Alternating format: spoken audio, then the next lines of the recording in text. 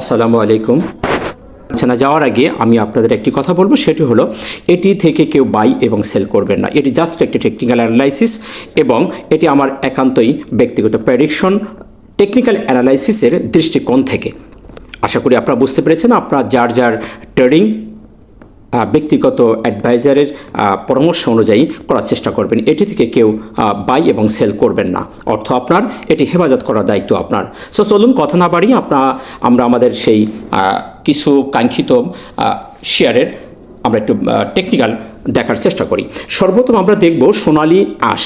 এই শেয়ারটি নিয়ে অনেকেরই অনেক ধরনের প্রেডিকশন, অনেকে আমরা এখানেই বন্দী হয়ে আছি। দীর্ঘদিন আপনারা দেখেছেন এই শেয়ারটি বড় ধরনের একটি ফল করার পরে সে ডাউন ট্রেন্ডে এসে একটি সাপোর্ট লেভেলকে অনার করে বেশ কিছুদিন যাবৎ যাওয়ার চেষ্টা করছে।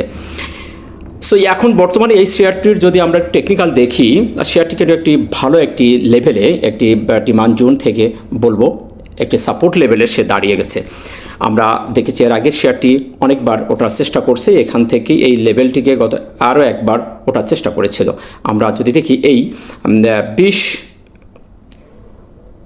সেটা হলো 19শে জানুয়ারি, 13 জানুয়ারি, 19শে জানুয়ারি এই লেভেলটিতে শেয়ারটি একবার সাপোর্ট পেয়েছে। নেক্সট আবার আমরা দেখতে পাচ্ছি এখানে শেষে ওঠার চেষ্টা করছে। তবে শেয়ারটি যে অবস্থান থেকে দাঁড়িয়ে আছে, এখান থেকে শেয়ারটির পজিটিভ হওয়ার পসিবিলিটি তার সবচেয়ে বেশি।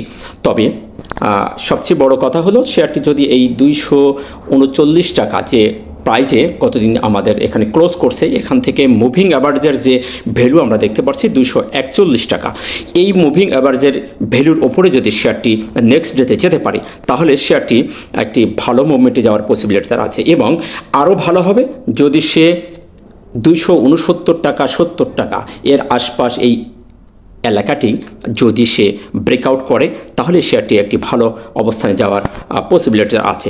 আমরা যদি তার আরএসআই একটু দেখার চেষ্টা করি, আরএসআইও আমরা দেখছি যে বড় আকারে ওভার সোল্ড হয়ে যেয়ে সে এই 40-39 এই লেভেলেই আশপাশ আরএসআই ঘোরাঘুরি করছে। সো এখান থেকে মার্কেট একটি পজিটিভলি মুভমেন্টে গেলে শেয়ারটি একটি ভালো মুভমেন্টে যাওয়ার পসিবিলিটি তার আছে। সো কেয়ারফুলি এটিকে নিয়ে আপনাদের বিভ্রান্তর কিছু নেই। টেকনিক্যালি সে একটি ভালো মুভমেন্টে যাওয়ার সম্ভাবনায় জায়গায় এসে দাঁড়িয়েছে। শেয়ারটি যদি মার্কেট সাপোর্ট করে, শেয়ারটি সামনে ভালো করার পসিবিলিটি তার বেশি। নেক্সট আমরা দেখব গোল্ডেন সন। গোল্ডেন সন নিয়ে অনেকের অনেক ধরনের প্রেডিকশন, অনেক ধরনের মন্তব্য, অনেকে আমাকে রিকোয়েস্ট করছেন, ভাই শেয়ারটির এখন বর্তমান টেকনিক্যাল পরিস্থিতির একটু জানাবেন। আসলে শেয়ারটি আপনারা দেখেছেন খুবই ভালো একটি গেম দিয়েছে আমি বলবো। সেটি হলো এইখান থেকে সে 10 টাকা থেকে শেয়ারটি আমরা দেখতে পেয়েছি প্রায় কত পার্সেন্ট একটু দেখার চেষ্টা করি। আমরা যদি দেখি প্রায় 63% সে কারেকশন হয়েছে, একটা ভালো গেম দিয়েছে। 10 টাকা থেকে সে আমরা দেখতে পেয়েছি সে আপনার এই লেভেলটিকে 63%, অর্থাৎ আমরা 10 টাকা থেকে উঠতে দেখেছি 16 টাকা 40 পয়সা। এই শেয়ারটি ভালো একটি গেম দিয়েছে। এখন এই লেভেল থেকে 16 টাকা 40 পয়সা তার একটি ইম্পর্টেন্ট রেজিস্ট্যান্স ছিল। আমি এই জায়গাটি একটি সাপ্লাই জোন হিসাবে মার্ক করে রেখেছি। এই জায়গাটিকে যদি ব্রেকআউট এই শেয়ারটি করতে পারত, শেয়ারটি হায়ার হাই করে আরও একটি বেটার পজিশনে যাওয়ার তার পসিবিলিটি ছিল। আমরা দেখেছি এই 16 টাকা 40 পয়সা তার একটি ইম্পর্টেন্ট একটি রেজিস্ট্যান্স জোন। আমরা এখানে যদি দেখি, আচ্ছা 8ই সেপ্টেম্বর এবং 17ই সেপ্টেম্বর সে দুই জায়গায় দুটি টপ করেছিল এবং আমরা লাস্ট এসে দেখছি সে 9ই ডিসেম্বর জাস্ট 16 টাকা 40 পয়সায় সে অনার করছে। অর্থাৎ এই নিয়ে 3বার সে এই জায়গাটিকে সে অনার করে সে পিছিয়ে চলে আসছে। সো এ ধরনের একটি ইম্পর্টেন্ট রেজিস্ট্যান্স থেকে বাধা পেয়ে আসার পরে শেয়ারটির সামনে যাওয়ার সম্ভাবনা একটু ঢিলা হয়ে গেছে মার্কেটে। যেহেতু মার্কেট নেগেটিভ, সেজন্য শেয়ারটি একটু স্লো হয়ে গেছে। এখন এই শেয়ারটির যে অবস্থান দাঁড়িয়ে আছে আমরা দেখতে পাচ্ছি তার মুভিং অ্যাভারেজের ভ্যালু ছিল 15 টাকা 50 পয়সা, সে 15 টাকা 30 পয়সায় সে নেমে গেছে। এখন বর্তমান শেয়ারটি তার কারেকশন শেষ করতে হয়তোবা এই লেভেলেও সে আসতে পারে। আমরা যদি একটু দেখি সে 14 টাকা 50 পয়সা আসতে পারে। এখন যদি নেক্সট ডেতে মার্কেট সাপোর্ট করে এবং সে 15 টাকা 50 পয়সা ব্রেকআউট করতে পারে এবং 16 টাকা 40 পয়সা শেয়ারটি যদি ভেঙে বেরিয়ে যেতে পারে, তাহলে শেয়ারটি আবার একটি বুল রান করতে পারে এবং একটি ভালো মুভমেন্টে যাওয়ার সম্ভাবনা তার আছে। তো যদি সে 15 টাকা 50 পয়সা ব্রেকআউট না করে, এবং 16 টাকা 40 পয়সা ওভার না করতে পারে ততক্ষণ পর্যন্ত এই শেয়ারটির পর্যবেক্ষণে রাখা বেটার বলে আমি মনে করছি। আশা করি এই শেয়ারটি সম্পর্কেও আপনারা বুঝতে পেরেছেন। নেক্সট আমরা দেখব ওরিয়ন ফার্মা। ওরিয়ন ফার্মা শেয়ারটিও আমরা দেখেছি বেশ কিছুদিন যাবৎ শেয়ারটি ডাউন ট্রেন্ড হয়ে চলে এসেছে এবং একটি জায়গায় এসে এই লেভেলটিতে আমরা দেখতে পাচ্ছি যে শেয়ারটি 30 টাকা 90 পয়সা এটি একটি সাপোর্ট লেভেল, একটি ডিমান্ড জোন সে ক্রিয়েট করছে। এখান থেকে সাপোর্ট নিয়ে ভালো একটি বুল রান আমরা দেখেছিলাম। বেশ কয়েকদিন একটু টান দিয়ে সে তার এই লেভেলটাকে সে ব্রেকআউট করতে পারে নাই। যদি ব্রেকআউট করতে পারতো 50 টাকা 50 পয়সা 40-এ আশপাশ যদি ব্রেকআউট করতে পারতো শেয়ারটি আমরা বলতাম হায়ার হাই করে সামনের দিকে যাচ্ছে, কিন্তু সেটি না করে সে আবার একটি রিটেস্ট করার জন্য চলে এসেছে এবং তার রিটেস্টের যে একটি লেভেল সেটি সে সম্পূর্ণ করে ফেলেছে অলরেডি।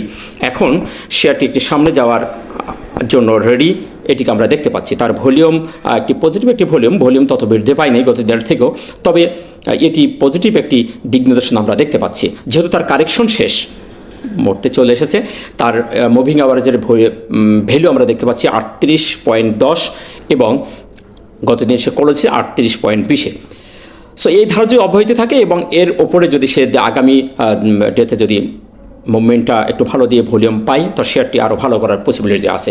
তবে শেয়ারটির এই লেভেলটা 41-30 টাকা যদি পার হতে পারে শেয়ারটি একটি ভালো অবস্থানে যাওয়ার সম্ভাবনা তার আছে। আমরা যদি তার আরএসআইটাও দেখি, আরএসআইটাও আমরা দেখতে পাচ্ছি তার 40 ওপরে অর্থাৎ 47.88 আরএসআই অর্থাৎ 50-এর কাছাকাছি আর কি স্ট্যান্ডার্ড লেভেলে আরএসআই ঢুকে গেছে।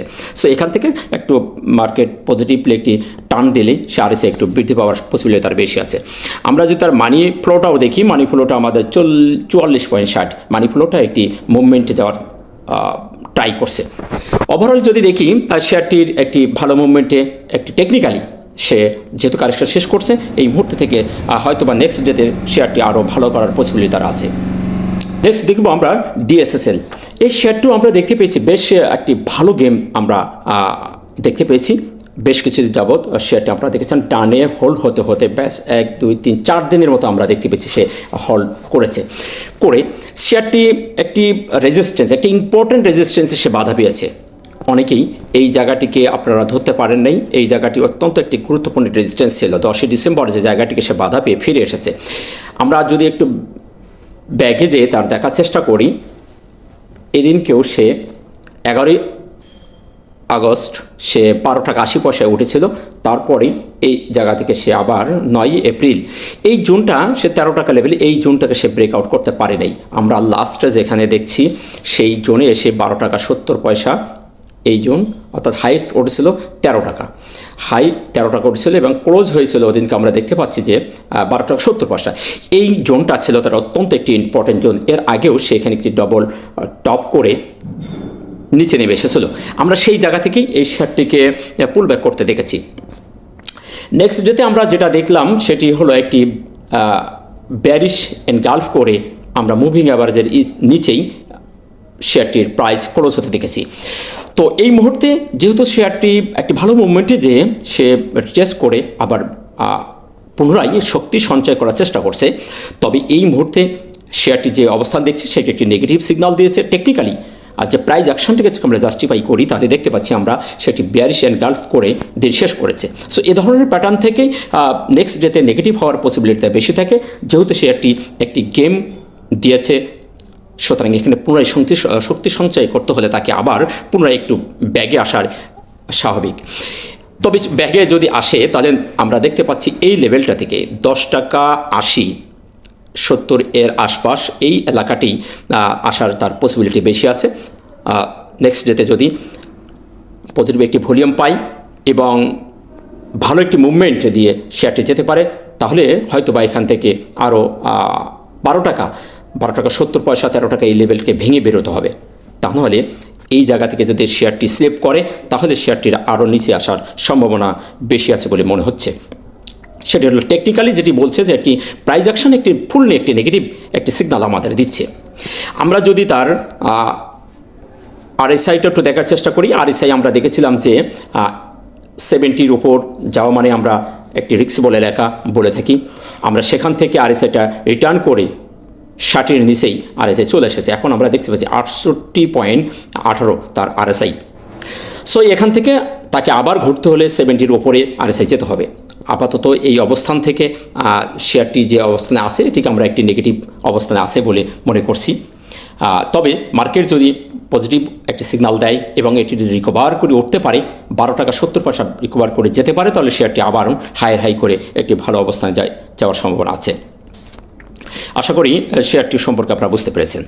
নেক্সট দেখব আমরা BSC, Bangladesh shipping corporation. BSC শেয়ারটিও আপনারা দেখেছেন, তার ফান্ডামেন্টালও খুবই সুন্দর এবং শেয়ারটি ভালো একটি মুভমেন্ট দিয়ে সে আবার বেশ কিছুদিন আমরা একটানা ফলিং নাইফ করে আসতে দেখেছি এবং তার খুবই একটি গুরুত্বপূর্ণ সাপোর্ট লেভেল ছিল আমাদের 84 টাকা এই লেভেলটি।